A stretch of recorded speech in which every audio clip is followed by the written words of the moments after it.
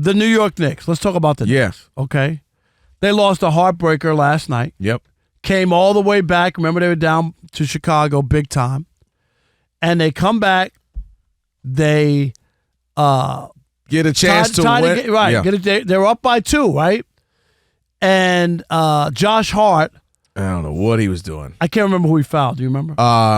Kobe White.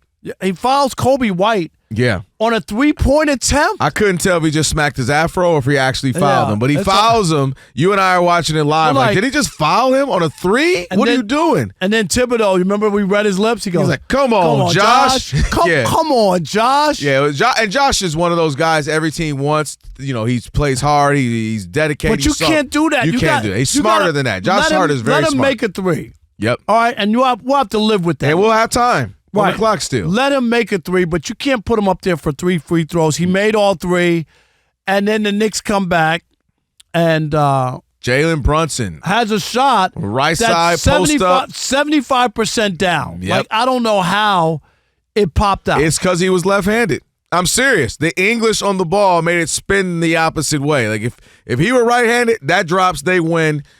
Go Knicks. But because he's left-handed, it spun the opposite way. And after you said it, went down, and rattled out. It was like 75% down, and then just like it's kind of rimmed out, and they lose. But kind of underwhelmed. Take out kind of very underwhelmed by the Knicks right now. So remember, last year everybody was going crazy. Oh, the Knicks! Look at that, they're back. Yeah. Even though they lost to the Pacers in 7 games, where they could have gone to the conference finals, right? You got Jalen Brunson looking good and looking like a top 10 player in the NBA. And by the way, you know this, man. The reason why everybody keeps hope alive for the NBA, specifically for the Knicks, is because basketball is better when the Knicks are good. Playoff basketball is great when the Garden is rocking. When that thing is going crazy, their star players taking off, I have to admit, the Knicks do it differently. The fans, MSG, it's awesome. So everybody got excited about that, man. Yeah, I've been there. Believe it or not during Knick game. Some Big East basketball. But the thing that's great about the Garden is it's like a theater on Broadway. Because the house lights on the seats are dark. The Lakers do that too. Yeah, and you focus in on just the court. It's a play. Right. And it's somehow intimate, even though it holds, I don't know, I guess 16, 17,000. Yeah, I think close to 19. 19, yeah. But it still feels like a high school gym in a good way. I mean that in a good way. Like you can feel the energy in there. It's a great place. And if you talk to a lot of NBA players, they all say that the Garden is like, I love playing at the Garden. They say it's nothing like it. Yeah. And when you're in that building, you're like, okay, I get it. I get it. But okay, so the Knicks have this run. Yep. They lose in 7 games to the Pacers. And they were banged up at the end of that series or whatever. But the Pacers were hurt as well. Yeah, Josh Hart was having to play 48 minutes, remember like that? 5-6 games in a row. But then in the offseason, before the season starts, they come up with a big trade. Yes, they did. And they get Karl Anthony-Towns, right? Mm-hmm. And they give up Julius Randle, who was hurt last year during the run. So you say to yourself, wait a minute.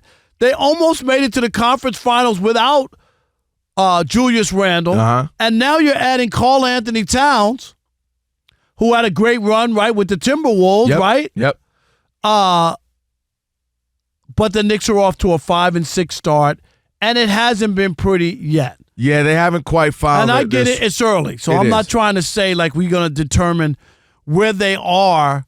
But I don't know. Is it the same feel as that we had, or do people have the same feel like we had during that playoff run where they were exciting and it looked like they had something going? Or is this year a redo? Did it carry over? Because it doesn't feel like it's carried over. I think they're going to be fine. I think they're going to find the chemistry. I think they're going to find what's working. It definitely hasn't carried over right now. But and to be honest, he's playing great. He is 20. He's averaging nearly 27 and 12 right now. What did he have the other night? 56. Yeah, he's balling out of control. But they're not winning. Threes, hooks, sky hooks, dunking on people. But they're not winning. But here's the real catch. Here's the rub, as they say.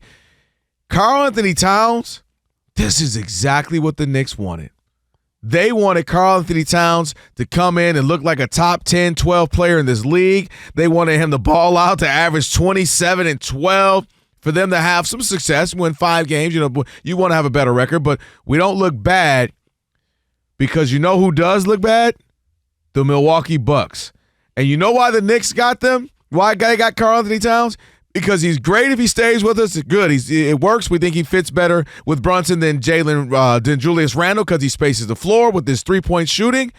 But also, we have a trade asset if that thing doesn't work out in Milwaukee with Giannis and Dame. Giannis is getting grumpy. He's getting petty. He's starting to become the opposite of what we've known him for, kind of fun, lovable guy. He's starting to put pressure on the Bucks and just get disgruntled, talking smack with his own players.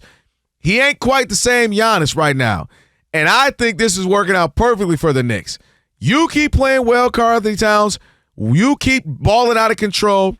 Bucks keep losing, so we can say, hey, Milwaukee, we got Karl Anthony-Towns maybe in a draft, a number one, our two number ones for the next couple of years. You give us Giannis. But the only thing is, if you think the Knicks are the only team that's going to be in on Giannis, no, you know what I mean? I'm saying for the Knicks, this is a major play. Yeah, but there's going to take a lot for Milwaukee to do that and then to do it in their own conference. You know what I mean? But I don't know who else would actually give up something better than Karl. You know what I mean? Like who?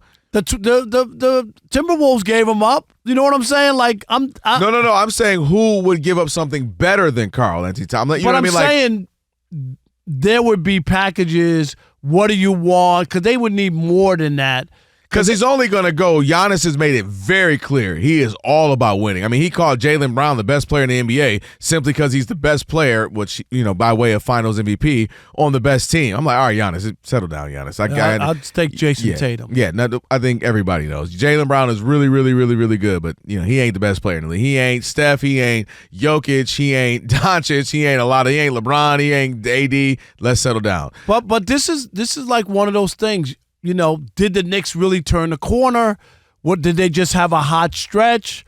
You know what I mean? Yeah, did you Brunson, want more. Like Brunson, he had a great year. Yep. And all this. Oh, they would chant MVP. Did he really peak? Has he peaked? Did he excel because Julius Randle was out, and now that you have Cat there, do you know what I mean? Like, is Brunson putting up the same numbers? He can't be. No, he still looks good. I mean, he's giving you 24 and almost 7 assists. But Cat is playing better, is what I'm saying. Yeah, I think they have too much talent on the team right now to not be good. But I do think there is a little hangover when they thought they were about to be the Villanova Wildcats 2.0. Right. I think there's a little – they didn't want to lose. They tried every way to not have to give a Demonchenko.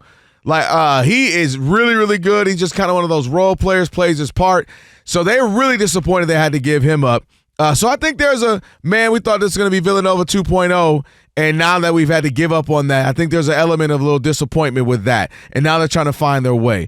But be careful. I mean, not be careful, but keep an eye out on Cat keeps playing well. Say they're just middling, though. They're kind of around 500. And say the Bucks are below 500.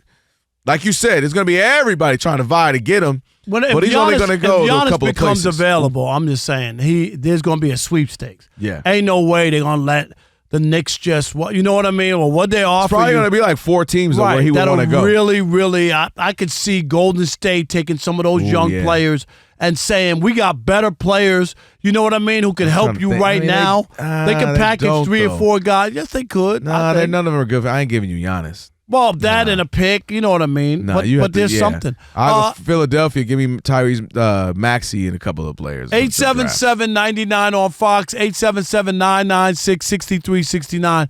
Just about the Knicks and where they are. I mean, people love the Karl Anthony-Towns trade to the Knicks.